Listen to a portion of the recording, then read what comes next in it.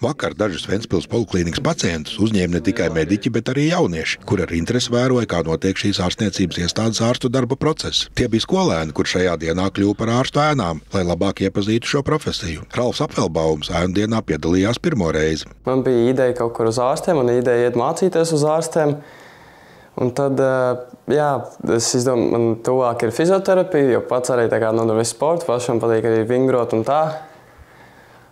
Un arī vēlētos tālāk mācīties par fizioterapeitu. Es esmu vairākas reizes bijis, arī gājis esmu vingrot un uz tām procedūrām, ko tur liek klāt tos aparātus. Un, diezgan ieinteresē tas viņa darbs un gribētu uzzināt vairāk, kā viņi pavada savu darbdienu.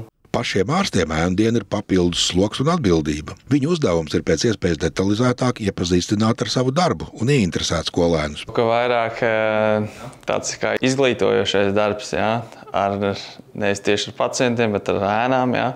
Atsvaidzina savas skolas zināšanas, esmu bišķiņ viņiem gudrāk stāsts nekā pacientiem, lai viņiem ieinteresēt tas. Nevis izstāst, ka sāp muguru, bet kāpēc sāp muguru. Protams, tas arī tiek stāstīts pacientiem, bet ēnām tas tiek bišķiņ tagad dziļāk pastāstīts. Tādā veidā. Un vēl arī tas tāda neliela svētki, tāda brīvāka atmosfēra. Tā kā patīkam diena. Es gribētu pateikt to, ka būs jāmācās, ka nebūs viegli. Tomēr anatomija, fizioloģija jāmācās, tas nav viegli.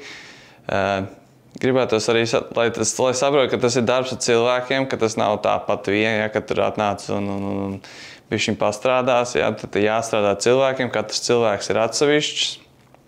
Un viņam ir jāredz, ka tas darbs tomēr arī nav viegls.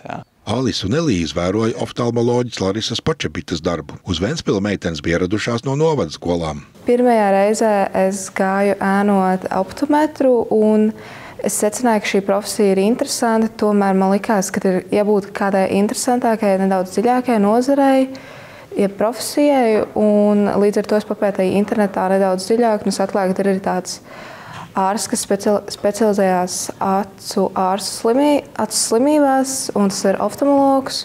Līdz ar to es nolēmu, ka ir jāiet ēnot kāds ārsts, kas pārstāv šo profesiju, lai izzinātu nedaudz dziļāku profesiju un saprast, vai nākotnē es vēlos šo profesiju apgūt. Man liekas, tas ir ļoti forši, ka bērniem ir iespēja izzināt vairāk par citām profesijām un redzēt, kā tas īstenībā arī notiek. Es pilnībā piekritīšu tam, ko viņa teica, ir ļoti interesanti. Tev ir arī vieglāk saprast, kur tu nākotnē, kādā virzienā un kur tu vēlēs plus mīnus mācīties. Kopumā trešdien mediķus ēnoja 10 skolēni. 2 vēroja fizioterapeitu darbu, 2 izvēlējās iepazīties ar onkologu profesiju, vēl 2 apmeklēja pacientus pie oftalmologa, bet 1 ēnoja pie dermatologa.